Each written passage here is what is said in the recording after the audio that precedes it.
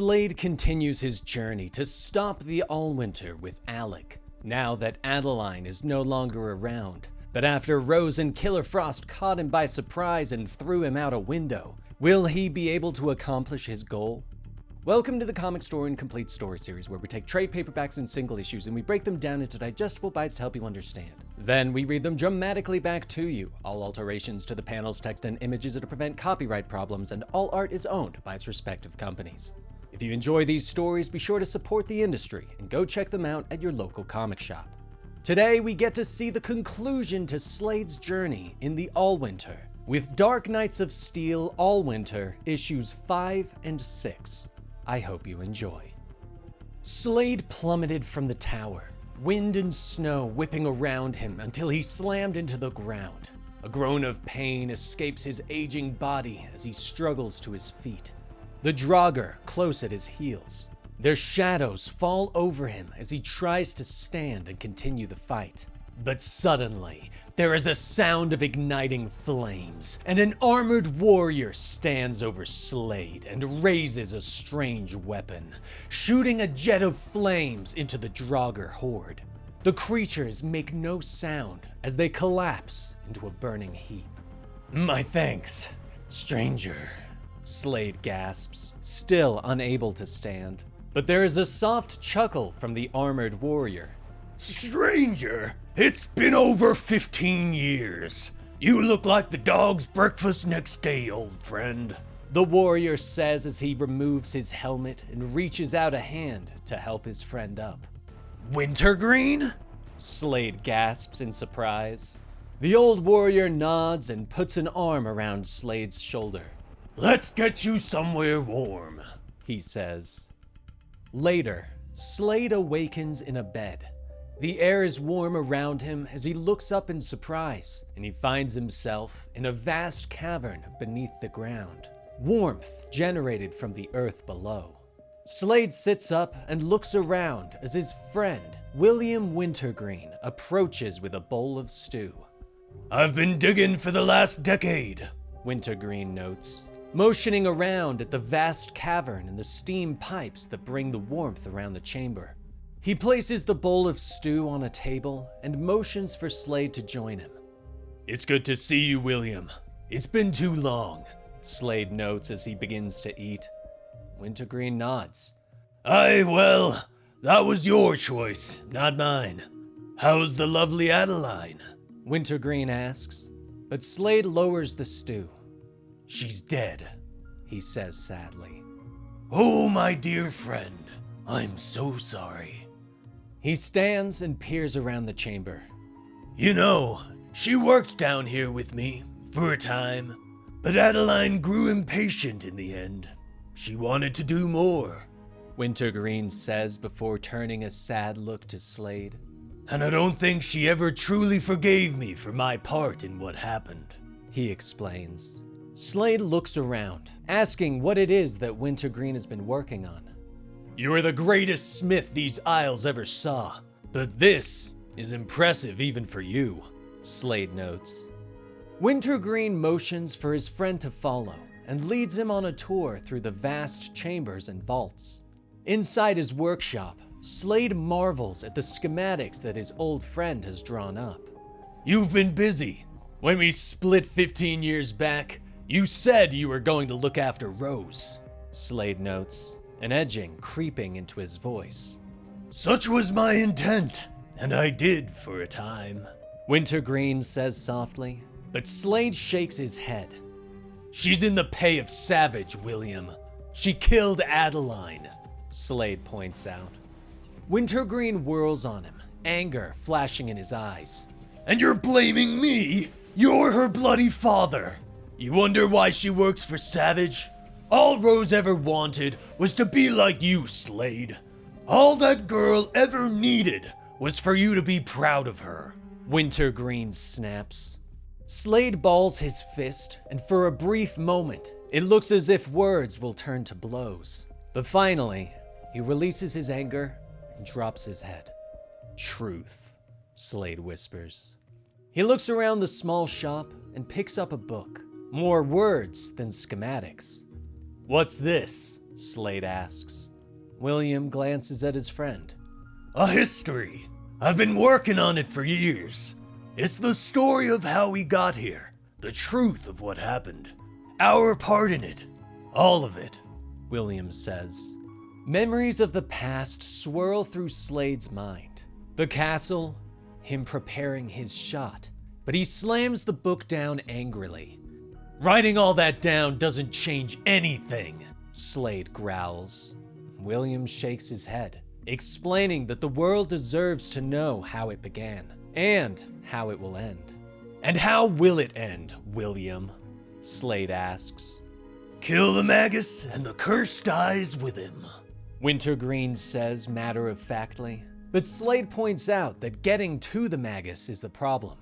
Wintergreen motions to the schematics of a great digging machine, and Slade's eyes widen in surprise and understanding. You're not going through the Everstorm. You're going under it, he whispers. Wintergreen nods and explains the plan quickly, using his machines to bring them through the earth and arrive at the capital, where they will hunt down and kill the Magus, thus ending the curse. But Slade shakes his head. Not even I could stand up to Victor now. Not in the heart of his kingdom. We need magic stronger than his, Slade says softly, but a smile begins to play over his lips. Wintergreen notes it and raises an eyebrow. Slade, you're smiling. It's bloody horrifying, Wintergreen tells his friend. Later, on the edge of the Rostlos, in a lakeside tower away from the wind and snow, Rose sits and tends a fire, trying to keep warmth around them, with Alec sleeping nearby. 3 days stuck in this accursed storm. God's below. I'm so sick of being cold, she hisses. But Frost smiles and creates an icicle in her hand. Be of good cheer, Ravager. The hunt is gone and the quarry is ours. Rest easy, Frost tells her. But Rose suddenly stands. She senses something is coming. The roof above them suddenly explodes inward as Wintergreen slams into it in his armor, crashing hard against the ground and cracking the floor, throwing Rose away. Apologies for the unannounced entrance, ladies, but I've some rather urgent business with this young man. Something about saving the world, I believe, Wintergreen says as he crosses the room and lifts Alec into his arms. He turns his gaze upon the stunned Rose. Hello, my dear. It's been a while. You look absolutely smashing, Wintergreen notes. But a blast of ice slams into him from behind as Frost shouts for Rose to grab the boy. You must be a special kind of fool to walk in here alone, Frost snarls at Wintergreen. But Rose can sense what's coming. She shouts a warning, but she is too late. The crossbow bolt flies from above, piercing Frost through the eye and dropping her in a pool of blood. Rose draws her twin axes and prepares for a fight as Slade comes down into the tower. Hello, pumpkin, Slade says.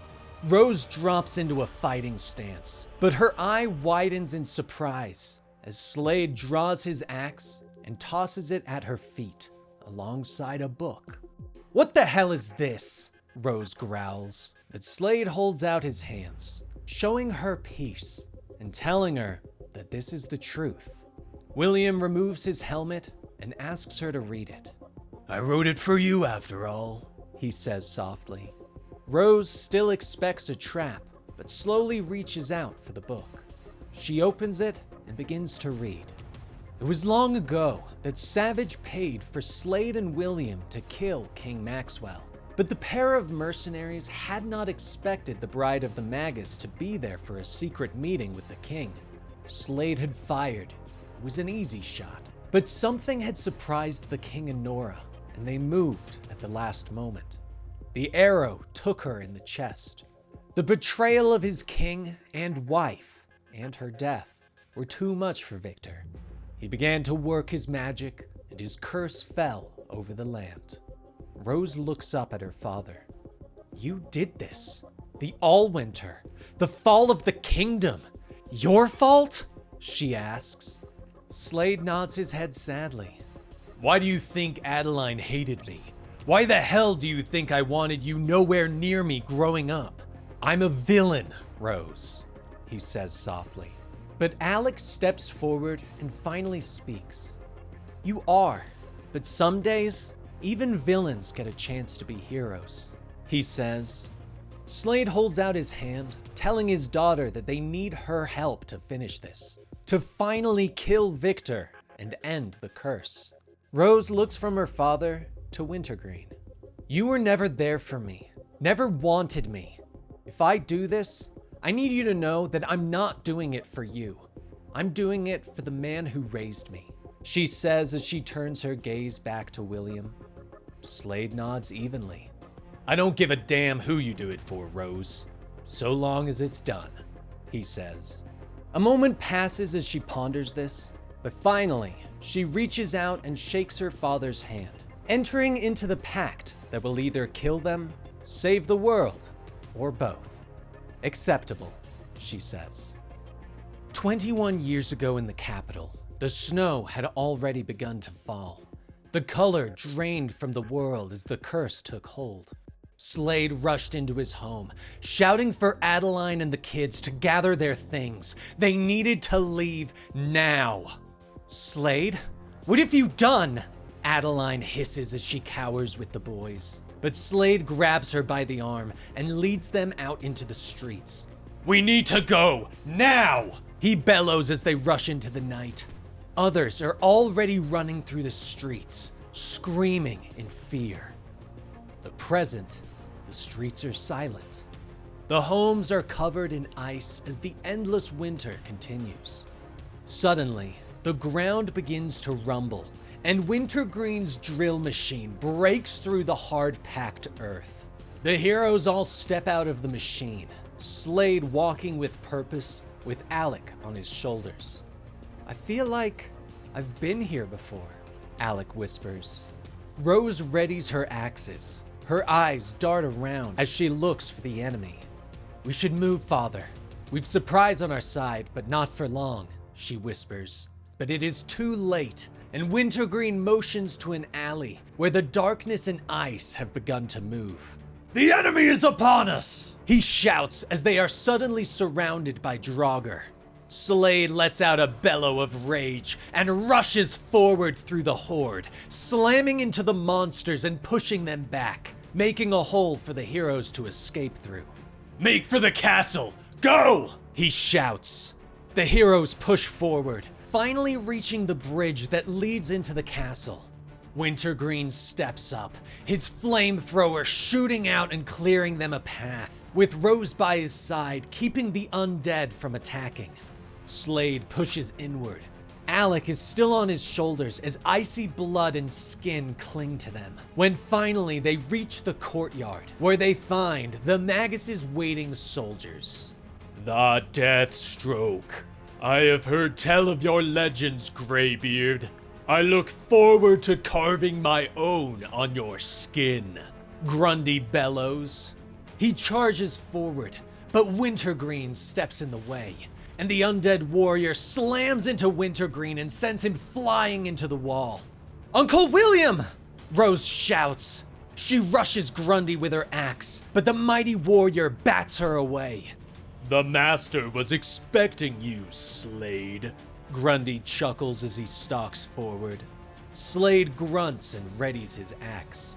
I was expecting more, talking true, he hisses. Slade rushes forward with a warrior's cry, his axe cleaving through the air and removing Grundy's head from his body. Slade pauses for a moment, wiping the blood from his face, but turns as he hears a voice he recognizes. Papa? 21 years ago, Slade was pulling his family through the streets. His sons cried as the magical storm began to thrash above them. The cold came quickly, transforming those in the streets into the Draugr. Slade drew his axe and begun to swing, slicing through the monsters and clearing them a path. He turns back for Adeline and reaches out a hand for her, But both parents' eyes widened in horror as they looked at their sons. "Papa, help us. I'm so cold," the boys whisper as their skin darkens and cracks and their eyes turn white. The curse took them. The present. Slade stumbles at the sight of his sons. "Grant, Joseph, my boys," he whispers. But Rose is there, raising her axe and preparing to strike swiftly. "Abominations!" she shouts, but Slade moves fast, blocking her blow with his own weapon. "What the hell are you doing? These are your brothers!" Slade shouts at her, but Rose shakes her head and glares at her father. "They're not my brothers anymore, and they're not your sons. They're the enemy," she hisses at him. But Alec pushes between them, shouting for them to stop. But suddenly, there is a blast of frigid air, and the heroes are thrown away. Ice and wind fills the chamber as they all look up in shock as the Magus approaches on his icy throne. "They played their best. Time for the curtain call," Victor says as he enters. Later, the heroes awaken in the throne room, trapped in pillars of ice. Where the throne once sat is a trapped Nora. "Wake up, little man. Time to die," Victor calls to Slade. Deathstroke looks up with a smile. "Hello, bastard," he gasps. Victor merely smiles and motions to his frozen wife. "Long years have passed, little man, but you remember my lady wife," he says, placing a hand against the pillar of ice. Slade is shocked that Nora still lives, but Victor explains that he used powerful magic to stop her death. Magic that washed over the world. "That's what this is all about. You froze a kingdom to death just to keep her alive. A woman who didn't even love you?" Slade gasps. Victor whirls on him and points his wizard staff at the warrior. "My Nora loves me true, cur, as I love her," he hisses. "Then why was she in the king's bedchamber that day? She was sleeping with Maxwell, you fool!" Slade snaps back, but Victor merely smiles and tells Slade the truth. Long ago, King Maxwell did fancy Lady Nora, but she rebuked him. She went to his bedchambers so as not to humiliate him in public. When she pushed him away, the arrow killed them both. Victor stalks forward and jabs a finger in Slade's face. "I slew a kingdom to spare Nora from death, but it was beyond even my power to give her life. And you were the one who took it from her. You took everything from me, little man," Victor snaps. He turns his anger upon Rose. "So now I shall take it from you," he whispers. Rose looks up, still barely conscious. "Father," she whispers. But Slade begins to shout as Victor places an icy knife against Rose's throat. "No! Don't, you bastard! This is on me! My whole life, all I've done is destroy, and I've never made amends for any of it. So kill me, damn you! Kill me!" Slade bellows. But a new voice calls as they enter the throne room. "There will be no more killing today. Not if we can stop it," Adeline says as she enters the throne room, Prince Bruce at her side, his sword at the ready. "Away from them, villain!" Bruce shouts as he rushes forward, bringing his blade forward as Victor whirls and throws icy daggers at him. Adeline moves fast, breaking through the ice pillar that holds Slade. "Addie, how the hell are you alive?" Slade gasps. The woman shakes her head. "I don't know. I remember Rose's blade. Blood, darkness, and then color," she says. Slade pulls himself free, shouting for his wife to get the others to safety. "What are you going to do?" she asks. Slade smiles as he reaches down for a large knife. What I do best, he tells her. Nearby, Victor whirls and hits Bruce with a blast of ice that throws him against the wall. You bring mere steel against the storm? I was Magus to the greatest king these isles have ever seen, Victor shouts, but Slade is there, burying his knife into the Magus's back. Never met a spell that a knife to the back couldn't end, he hisses. Slade backs away as Victor whirls in anger, but Bruce is back at his side.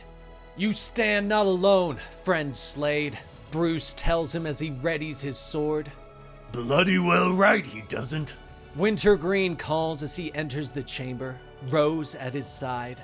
Slade nods as the group of heroes charge forward. Together then, he shouts. Meanwhile, Adeline is freeing Alec, who tells her that he finally knows what to do.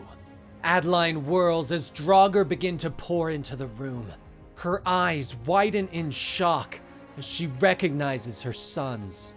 Gods, don't make me do this, she whispers as she readies her blade. The battle continues around them as Alec races across the throne room. The Green spoke to him. He knows what to do now. The heroes continue their battle against Victor. Their blades have little effect against the powerful wizard as he knocks them away. Adeline fights against the Draugr, trying desperately not to hurt her sons. Slade leaps forward, finally bringing Victor down and pinning him to the ground, and he raises his axe. Time to die, bastard, Slade hisses. But Alec has reached Nora's frozen tomb and places his hands against it. The power of the Green flows through him, and the ice begins to crack and melt. When it grows darkest without, hunt for the fire within, Alec whispers as his power spreads. The ice suddenly shatters, and the curse with it. Awake! Alec bellows as the others are thrown across the room.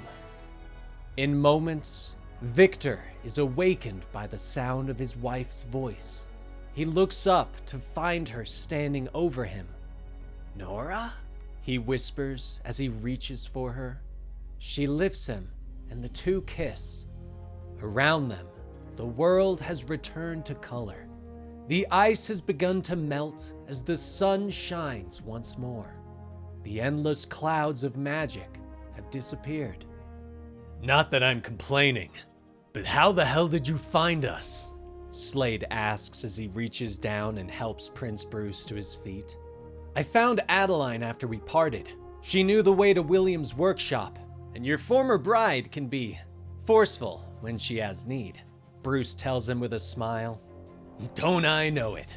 My thanks, Majesty, Slade says with a chuckle. My friends call me Bruce, the prince responds. Slade turns as Rose approaches him. You told Victor to take you instead. You offered to die for me, she says before hugging her father. But Slade turns as Adeline shouts for him, and he looks in shock as she hugs their sons, now human once more. Slade rushes forward and gathers his wife and sons in a massive hug, tears falling freely from his eye. Gods below, thank you, he whispers. Later, he finds Alec on the castle balcony, looking out over the capital, which has already returned to normal. How does it feel to save the world? Slade asks as he joins Alec. The young boy shrugs and smiles. I'm not sure we've saved it yet. Jarl Vander still stokes the fires of endless war. There's still so much yet to do, Alec says. Slade nods as he looks over the kingdom and puts a hand on the boy's shoulder. Aye, too much work for one man. What this place really needs is a king, Slade says with a smile. Alec nods while looking at the capital. Prince Bruce has his own kingdom to rule, Slade, Alec reminds him. But Slade smiles wider and looks down at the young hero. I wasn't talking about Prince Bruce, he whispers. And so ends the Allwinter. The kingdom has been saved, but as Alec, the hero of Green, said, Jarl Vander is still out there pursuing his endless war. And so, our story may not be as over as we thought. But that concludes the Dark Knights of Steel Allwinter. What did you guys think of this series in the Dark Knights of Steel universe? I enjoyed it myself, but I'd like to hear your thoughts down below. And of course, like and subscribe to the channel, and we will see you next time. Rest in peace, Benny.